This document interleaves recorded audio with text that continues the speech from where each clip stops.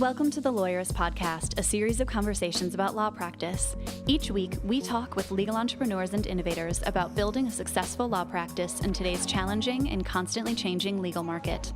And now, here are your hosts.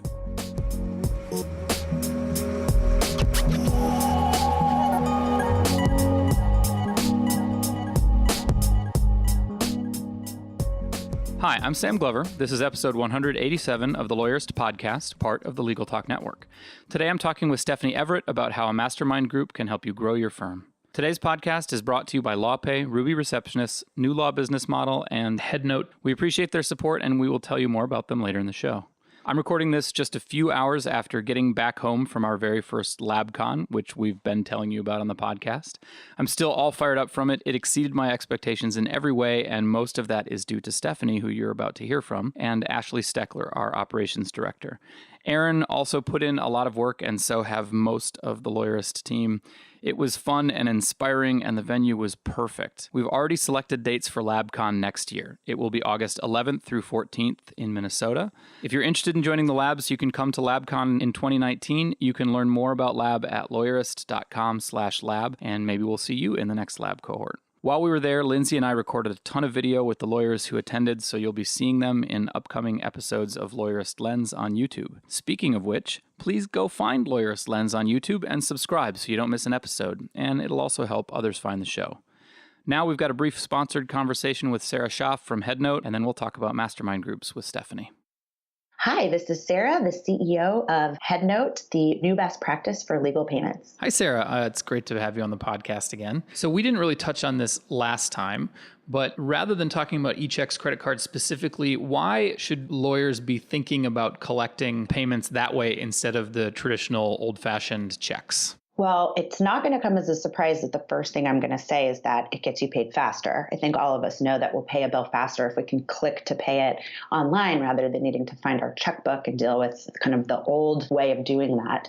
But it also is directly related to the amount that you're going to be able to collect on the dollar. And it is very correlated and related to the amount of client satisfaction that you're going to get as a result of offering that. So say more about each of those. How is it tied to client satisfaction? Yeah. So client satisfaction, this one I always find so fascinating. There's actually new stats that have recently come out that 71% of consumers, not just law firm clients, but consumers, but your clients are consumers, report higher satisfaction when given the option to pay online, 71%.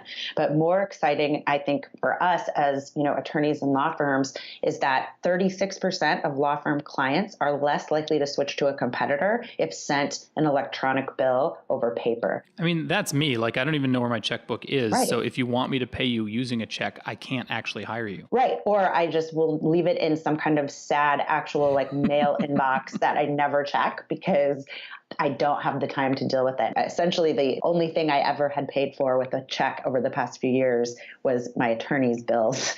And those were the ones that would wait till last because it made it impossible for me to do it. You said getting paid more as well. So say more about that, because I know a lot of lawyers are like, oh, I don't want to deal with the merchant fees because it feels like, I can't deal with losing that 3% or 2% or whatever it is. Yeah, absolutely. So that's, also related to that faster payment time that we kind of talked about. So in the legal industry, as most of us have experienced, the ABA has reported that the average payment time for law firms is between 60 and 94 days, which is crazy. Mm-hmm. On HeadNote, our customers get paid on average in 4 days. So we take your net 60 and can make it net 4 or even less very easily. But the fact is that there's a direct relationship between how fast you get paid and the amount you end up collecting. So the longer in time that you wait to get paid, the likelihood of you getting paid, period, goes down, but also the amount you're going to collect on the dollar goes down. So if you are waiting the 60 to 94 days like most firms, the ABA is reporting that you're only going to collect 86 cents on the dollar for every dollar that you build. So screw the merchant fees, because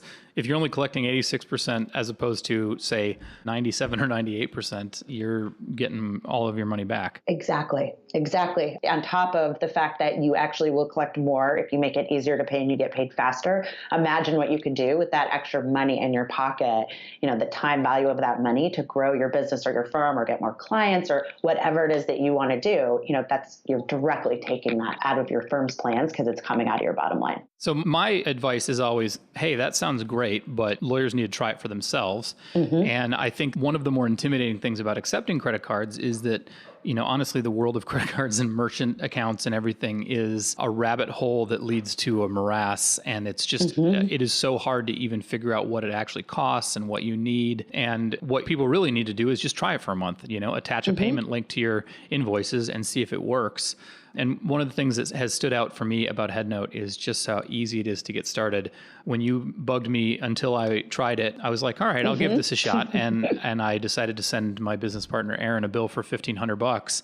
And honestly, not even kidding, it took about 5 minutes to get up and running with HeadNote, generate that payment link, and send Aaron a bill for $1,500, which he remains delinquent on. Right. So, but honestly, super easy. And so if you are just wanting to try it, I think HeadNote is a great choice for trying it. Yeah. I mean, you kind of hit the nail on the head. That was a lot of the reason and the passion behind making HeadNote was why is there so much pain with getting paid and with the process of dealing with modernizing some of our systems. So no matter what kind of firm you're at, HeadNote is made that you can add it to whatever your tech stack is within a couple of minutes. And that kind of is what we say is one link, one day, one fee. It's your firm gets one link that they can add to anything, invoice template, signature line on email, create a payment page on your website. We're happy to help get any of that set up. Your clients can click and pay easily. One day, we're the only payment platform for lawyers that offers same-day payment processing on our exclusive e-check, which is 100% trust compliant. So you can get cash in hand faster, and one fee, which is you only ever pay transaction fees that are clear and transparent. And you can download a CSV of all the fees you're paying at any time on your HeadNote dashboard, so you don't have to wait for your monthly statement to try to recreate the wheel. Very cool. If you'd like to know more about using HeadNote to bill your clients, you can find out more at headnote.com/lawyerist. And if you visit that link, you will get $50 in transaction fees waived. Thanks so much, Sarah. That's right. Thanks again, Sam.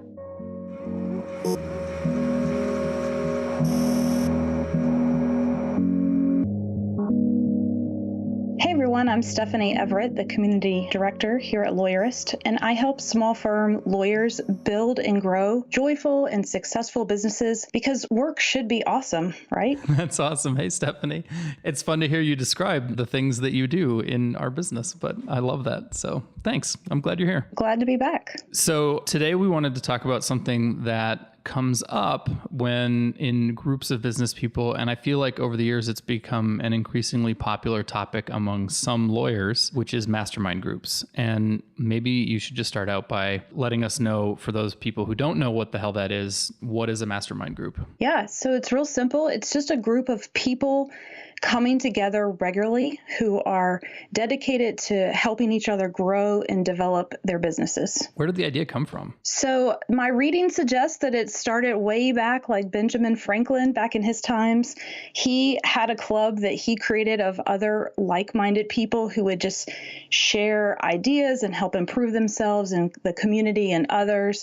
I think that the modern term mastermind really took hold when this guy, Napoleon Hill, he wrote a book in the early 1920s, I believe. It's called The Law of Success. And he was looking at all these successful business people and really successful businessmen, let's be honest. From that time, it was the 19th and 20th century. And he said, what do all these folks have in common? The Vanderbilts of the world. And he realized that they all had small networks of trusted advisors where they could go for ideas, for help, for accountability. And so he sort of phrased that coin mastermind that we hear used today. And I think you're right. I think this is an idea that's wildly popular among business people. And maybe lawyers are just kind of starting to come around to the idea of what this is and why they should be in one. I mean, I hate the name.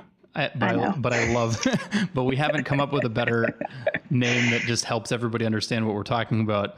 But I love the concept and it makes perfect sense.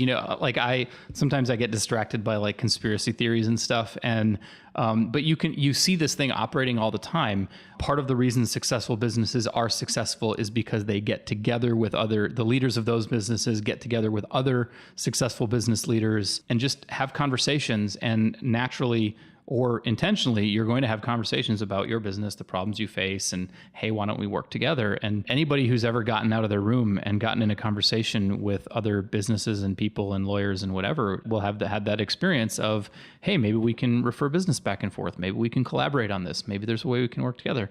I have a solution to a problem that you're facing. It just makes sense. Yeah. And I think, people are doing this. It's just, this is making it really intentional. Mm-hmm. We're going to dedicate and carve out and protect time on our calendar each and every month that we're going to be a part of this group so that we can be really intentional with the time that we spend together. And that's the difference than just, I think lawyers are often going out and doing this type of work, like you said, in their networking groups and with their friends, but it's sort of haphazard, right? Well, yeah. So what's the difference between this? Because I'm afraid that when people hear this, they're going to go naturally to saying, oh, I'm part of a networking group and it's fine, or I hate it, or whatever.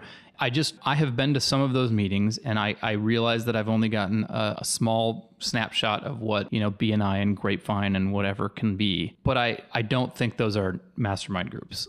Right. No, I don't either. And that's a great point. So it's not a networking group. Networking is going to be a byproduct of any group that we're in, right? We could possibly get business from one another if we are connecting with other people. You're not going to earn business. You're going to solve problems, right? That's right. This is a group of business folks. In this case, we're talking about lawyers. So these are, managing partners of small law firms or solos who are running their own firm. And this is a time when we're coming together as a small community of business owners and talking about problems that we're facing in our business or opportunities that we want our business to explore.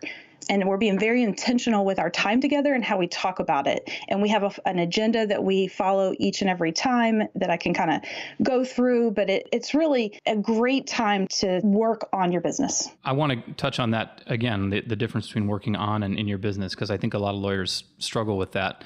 But I think one of the other things is like when you're running a business and masterminds they're for people who are at a similar level to where you are.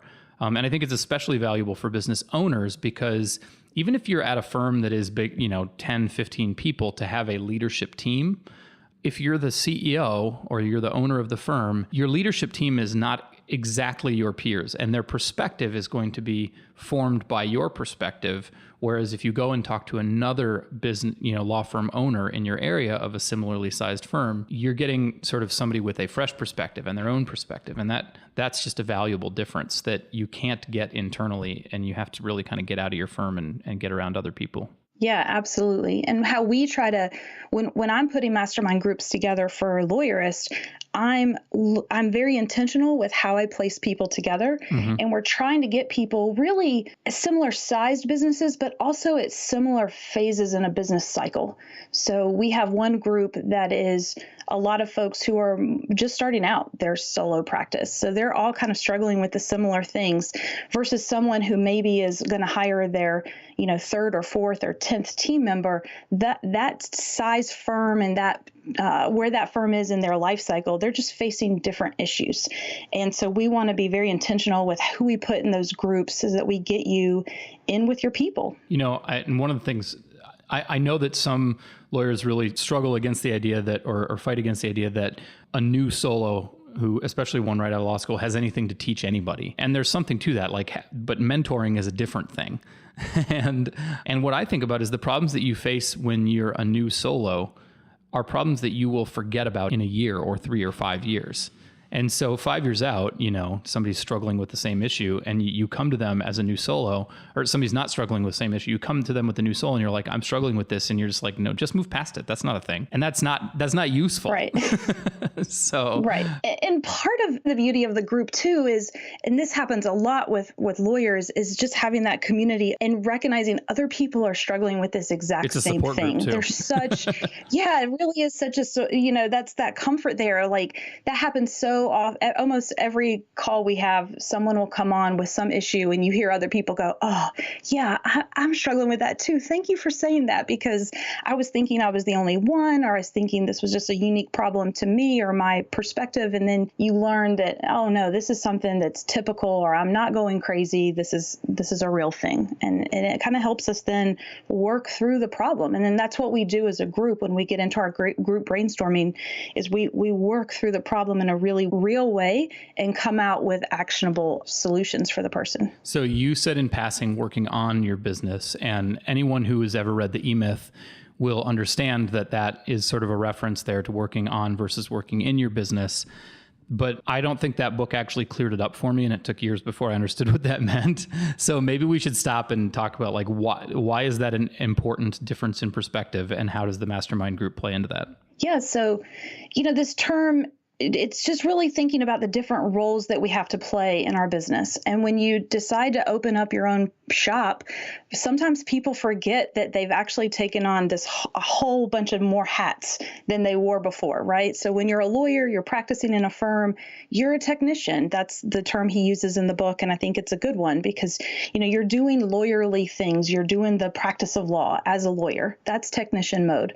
But then when you go and open your own firm, now think about all the other aspects that you now have under your belt. So you've got from HR and hiring people and training people and paying people and the bookkeeping and the accounting and the invoicing and the billing, and then the accounts receivable and accounts payable and you got to have IT. I mean, the list goes on. And that's one of the things, that we do in lab is sort of help everyone create an organization chart to just see all the different roles. Even if you're a solo, all those jobs have to get filled by someone. Yeah. Usually you. I guess Jordan Furlong and I just had a podcast about that, where we talk about being an owner of your business and how that is a different job than being a high-level employee. Yeah. And there are times where I say to people, maybe what you really want is to be an employee. You thought you wanted to be your own boss, but really you like just practicing law. And I have no judgment when folks get to that conclusion. It's a great one to get to, because don't take on all the burden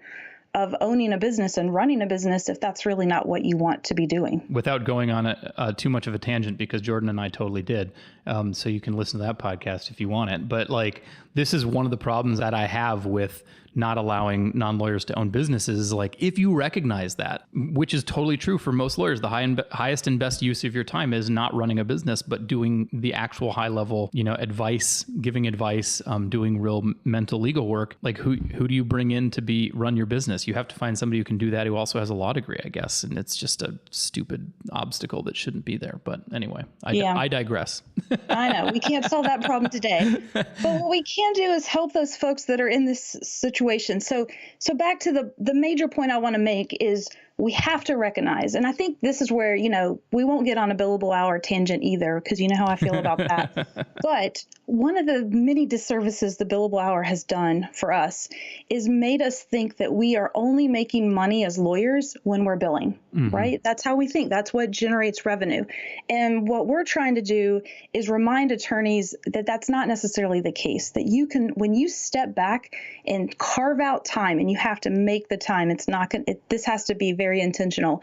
But when you make time each and every week to work on your business, to work on the management of the business and the operations and the systems and the training and all the things that make that business run, that also is revenue generating. It's not immediate in that it's not a billable hour that's going to go on your timesheet. But if you develop a new offering to your clients and a new way to talk about it, and then you train your staff on a better way to deliver those services, ultimately you will make more money. I think you've just nailed the difference between value and billing money, I mean, creating value is more valuable. Did I just say that really? But creating value is what we do, and billing time is just a totally different thing. Yes, and it's such a huge mind shift for folks to make, and I love it when they finally get there, because that's what I'm out there trying to preach. Yes, we can create value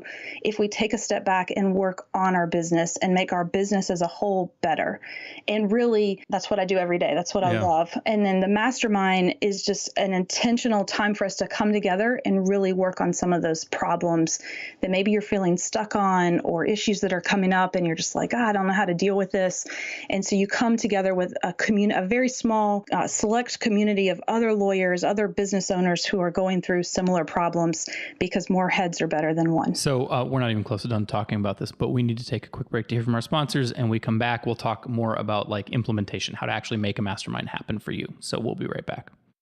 Support for today's episode comes from Ruby Receptionists, dedicated to helping you grow your practice one happy caller at a time. From their offices in Portland, Oregon, Ruby's live virtual receptionists work in tandem with their innovative technology to answer your calls live with your custom greeting, transfer calls through to you when and where you want, collect new client intake and messages, make follow-up calls, and more. Delighting your callers in English and Spanish just like an in-house receptionist at a fraction of the cost. They integrate with Clio, Rocket Matter, and Lexicata, as well as the contacts and calendar on your cell phone to easily integrate into your workflow. Ruby can host your local phone number or provide you with one, giving you the opportunity to make dual use of your phone. Call clients using your office or personal number as you please via the Ruby mobile app. For over 15 years, thousands of attorneys have been turning rings into relationships with Ruby receptionists. To learn more, call 844-715-7829 or visit callruby.com/lawyerist2018. Alexis Neely has been training lawyers on the new law business model she created to build her $1 million law practice for more than 10 years. Over that time, she saw that some lawyers were hugely and immediately successful with it, and others spun their wheels, never getting anywhere. Just recently, she decided to figure out what made the difference. After reviewing all of her clients' successes and failures, as well as her own, she identified 5 shifts that were the common denominator among all the lawyers who today have high 6- and 7-figure law practices they love. To learn what she discovered and apply it to your life and law practice, go to newlawbusinessmodel.com/lawyerist. Did you know that attorneys who accept online payments get paid 39% faster on average than those using traditional payment methods? With LawPay, the only payment solution offered through the ABA Advantage program, you can accept client payments online, via email, or in person. No equipment needed. Visit lawpay.com/lawyerist to sign up and get your first 3 months free. Trust the only payment solution developed for attorneys and recommended by 47 state bars. LawPay. Okay, Stephanie, so I hope we've conveyed the overall value of spending some time in your week, month, quarter talking to a mastermind group, but who should be in yours? How do you think about which are the right people to include? I mean, you mentioned like similar size, similar growth phase, that kind of stuff. But if I were just trying to go do it, what would I think about? I think those things, I don't think you necessarily want maybe your direct competitors in your group. Mm-hmm. That's probably a whole nother discussion. But I mean, I think one of the things that's so valuable about the groups that we're putting together is the trust and the willingness to share. So you want to find people, one, who are going to be committed, because this has to be something, like I said, protected time. Of course, court's going to come up, but short of that, you need to be there, because showing up is really the most, valuable part is when everyone's there. So you got to find people who are really committed to this. And I think you need to find people who also you trust and who are trustworthy, that will be willing to share and they kind of get it, because it's an open book when we get in this group, and we have folks sharing their compensation models and really complicated spreadsheets and financials and, how much are we spending on ads and what should the ROI be? And, all this kind of data that when I was managing my small law firm, it was really easy to go and find this kind of information for big law, because there's just that, they share it, but that's easier to get. But, when you're in a smaller firm, it's really hard to find that kind of behind the scenes information that you really want to know, like how much are you paying people and how are you motivating your associates and what kind of bonus plans work? Because we all know what the big law firms do, but that doesn't always translate to what we're doing.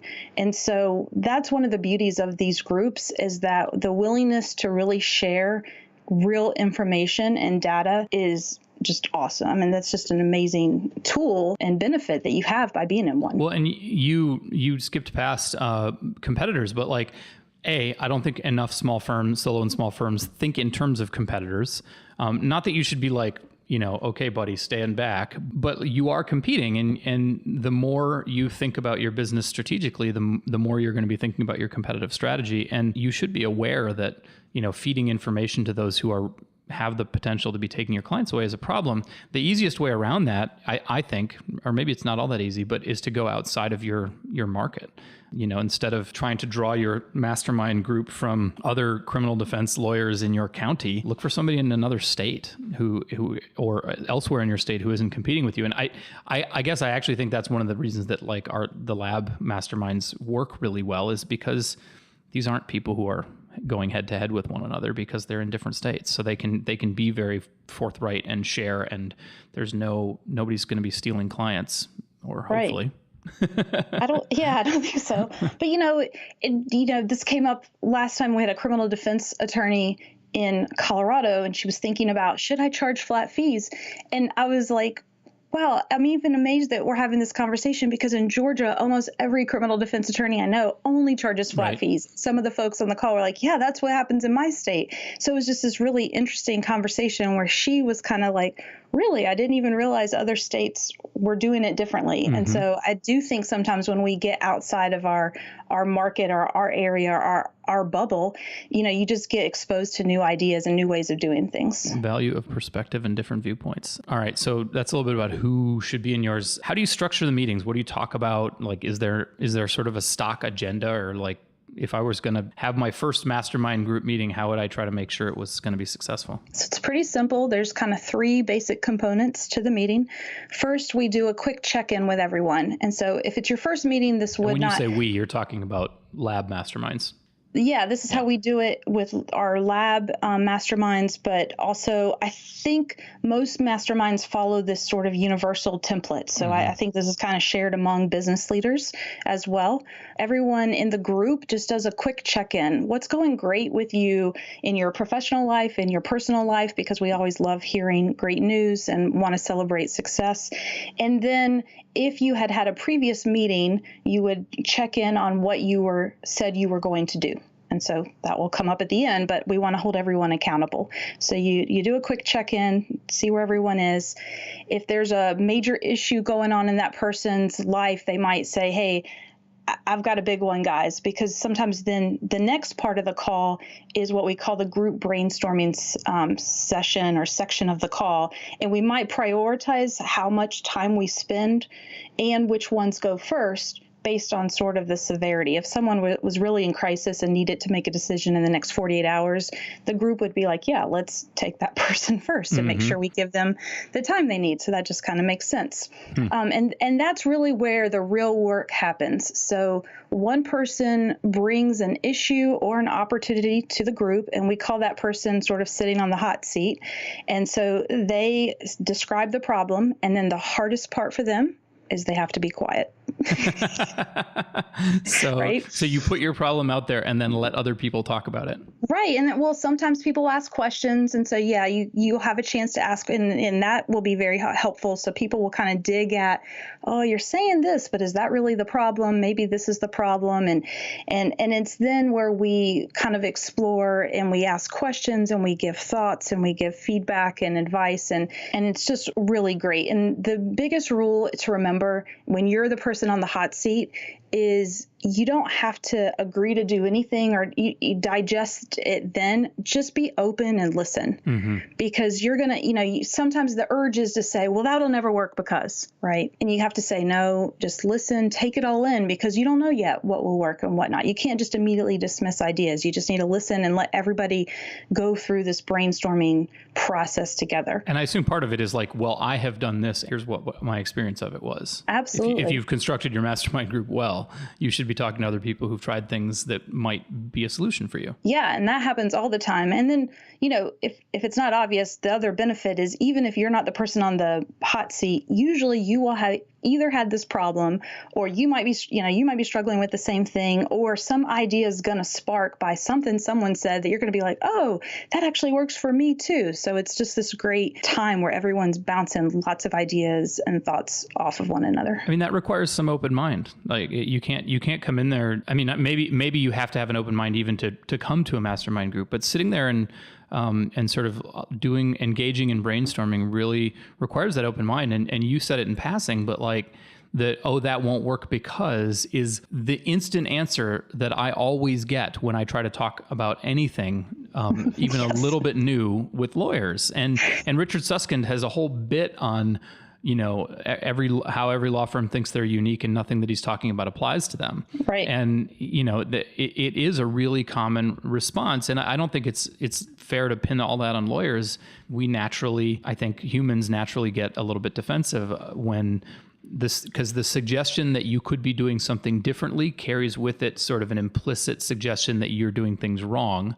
And it makes us feel defensive, I think. And then I think in law, we also have this sort of mindset shaped by years and decades and centuries of tradition that make it hard for us to get out of that box. And, it's got to be a place where, like I talked about trust before, you've got to be able to have that honest, real, raw feedback. So we had a group a couple weeks ago where this person was describing how they just couldn't motivate this associate to do the work they needed them to do, and kind of brought it as, how do I motivate this employee? But as she was describing all of the problems and some examples of problems she was having, everyone in the group was like, this person needs to go, right? Like, this is not working out. We all saw it. And so there was a real hard moment in the call where we were like, okay, and we do ours by video. So it's a video conference because it helps to see people and see the reactions and see the heads nodding. And someone finally was like, this is a person that doesn't fit with the values of your firm. And that may not be correctable, right? You may need to have a real hard conversation to see if they can change. And if not, you're going to have to find someone else. And everybody's head was just shaking up and down. And you could kind of see the slow realization of the person on the hot seat being like, really? Oh, yeah, really? Okay, yeah, you know what? You're right. And that's sort of what the group does too, is we're willing to hold up that mirror for you and reflect. Sometimes you have to talk it out, and in you're talking it out, you even come to some of the realizations on your own. I mean, obviously that requires a level of trust in addition to open-mindedness to hear things like, it's time to fire this person. Yeah, and it's hard, and there's been some tense moments. Even for me as the facilitator, there's times where, as you know, because I've had to call you after a call and be like, okay, I need to decompress for a moment because this got, I don't really share what happened in the call. Pretty intense, though. Yeah. Yeah, but I just was like, hey, I just need to talk to a friend for a minute because these are really, it's important. It's important work. Mm-hmm. Any tips for somebody who is, because I feel like often when you want to implement something like this, you're the one gathering it. And whether or not you know what you're doing, everybody sort of looks to you to be the leader of the group. So let's say I'm a listener and I'm like, I'm going to implement that. I go out and find, 4 or 5 people who I want to be in my mastermind group. But now they're looking to me to sort of orchestrate the thing. Do you have tips for somebody who is about to be running their first mastermind? Yeah, sure. So obviously get that buy-in early and make sure everyone really understands what they're agreeing to do. So we would just want to be really clear on what the expectations of the group are. And some groups will even have written sort of contracts or agreements that, the Vegas rules apply. We're not going to share this information outside the group, and we're going to all agree to come to the group and show up and be present and have hard conversations and be trustworthy, all those great things. So that's always a good idea to just set the expectations up front. Obviously, I have no tips on scheduling except that it's hard. And that's the least favorite part of my job because we're all lawyers and everyone's busy and there's court. And so, maybe if you are doing it in a local place where you can carve out an early time, like 7 a.m. I get started early on my day, so that doesn't bother me. But if there was a time, sort of a good chunk that everyone could say, yes, I could dedicate this time most weeks or months when we're going to meet. So that would be important. You might, if you're going to do this on your own, for our groups, I facilitate them all. And so I also take all the notes so that everybody else can just be free to focus on the conversation and not have to worry about, oh, let me write this down. I just want them engaged. And so I'm the note taker for our groups. If you're doing this on your own, maybe you trade that responsibility around and you decide a different person will take the notes each time. And it feels like you should have someone whose job it is to be the facilitator. Yeah, keep people on task, Right. Call people out if they're not behaving properly in the hot seat gently, Yeah, absolutely. And also timekeeper, because we respect everyone's time. And so we limit our time. Our groups are 90 minutes long. So I've got the agenda and I've carved up the time. And so depending on how many people are in the call, I'll sort of set, this is how much time we can spend brainstorming each person's issue. So I sort of do that mental math gymnastics in my head really quick on the front end of the call, and then I become the timekeeper. And so I have to gently remind people, hey, this feels like a good place to stop this conversation. Does everyone agree? Any last moments? And sort of gently move us to the next person. And then the final piece of the call, which I never think I said, was that at the end of the call, everyone gives their accountability action item for the next time. Yeah. So they have until the end of the call to sort of think about it and say, okay, I will do this by the next time we meet. And so obviously you want to record those too. And sometimes it will even be prior to before you meet. So I actually have a note that went out this morning to someone in a mastermind group that was like, remember, today's the day you agreed to do this. How's it going? And I remind people, like, I'm not doing it to nag or be, annoying, but this is what you asked me to do. You asked me to hold you accountable. Lawyers love deadlines. Yep. Here's your deadline. Well, if nothing else, one of the reasons to do this is the accountability piece, right? Like to make sure that, it's like hiring a personal trainer. There's somebody who's telling you what to do and telling you what you have agreed to do, I guess is a better way of putting it. Yeah. I love that analogy. I've been using it a lot. I'm like, some people can just show up to the gym and they're good to go. Other people tell me I have to have a personal trainer because I need to know someone's going to be there, on me. It's like a difference between a bare gym membership, which everybody knows is a little bit of a weird scheme where everybody who doesn't come to the gym subsidize the gym rats. And if you're a gym rat, great, that's a good deal for you. And if you're not, you're, just going every January until the 15th or so. Right. But that's one thing, but a mastermind group with a facilitator is more like a personal trainer. And I guess you're the personal trainer, Stephanie. I am. So maybe we should close. I hope we've given people good information if they want to implement a mastermind group on their own.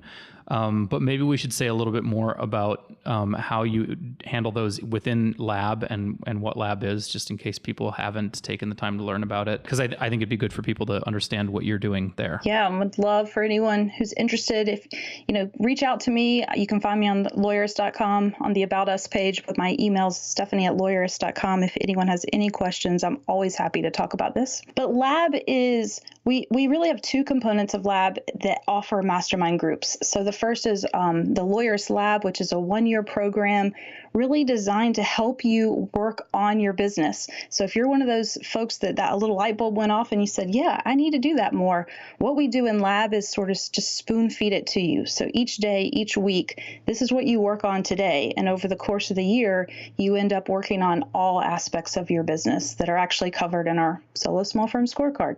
So it's just really great. So we give you that step-by-step how to implement new systems and processes and ideas and technology, everything into your business. And a component of that is a mastermind group. So everyone who's in Lab is divided up into smaller mastermind groups, and we meet monthly to be able to go deeper into these issues. For a scorecard and you did really well, you got an A or B, congratulations. And maybe you've kind of figured out the basics of running your firm, but this idea sounds interesting to you and you want to go to the next level and you're thinking about things to do with your business. We have another program called Lab Pro, and that also has the mastermind group as a major component of it. And I love working with these guys. These are the stuff that comes up in those calls is so awesome because it's kind of next level stuff. And and so it's a lot of fun. And so if you're interested in that, you can reach out to me and I'd love to tell you more. Yeah, you can reach out to Stephanie. You can also go to lawyerist.com/lab to learn more. Do we know when the next cohort will launch for Lab? Lab will start again in early November, the 1st of November. year. Lab Pro really is a monthly thing. So if you've taken our solo small firm scorecard and you've done People well have to on qualify for Lab Pro, though. Yeah, so go and take that scorecard, which you should just do anyway, because and I know you always say this, but it really is a valuable tool to kind of give you an overview of what types of things. If you're hearing this and you're like, well, I don't even know what Stephanie means, what should I be working on for my business? Well, take the scorecard, because that's going to give you all the secrets right there. Those are the things you should be working on. Yeah, when I go out and talk, what I usually say to people is like, look, if you want to know if you should be in lab, take the scorecard. And if the questions resonate with you and you find yourself going, wow, now I finally have an idea of the things I need to be working on, but I don't know where to start. Like, you're either somebody who needs to spend more time digging into the resources on Lawyerist, or you need to be thinking about lab. So yeah, great way to put it. Well, Stephanie, thanks so much for talking about mastermind groups. And I hope everybody got some stuff about it. And good luck at LabCon, which by the time this podcast goes, will have been a massive success. So yes, thank you.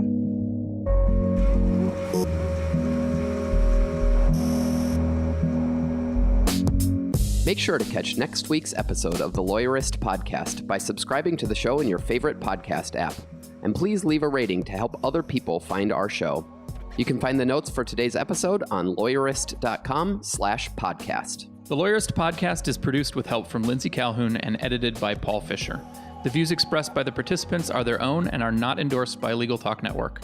Nothing said in this podcast is legal advice for you.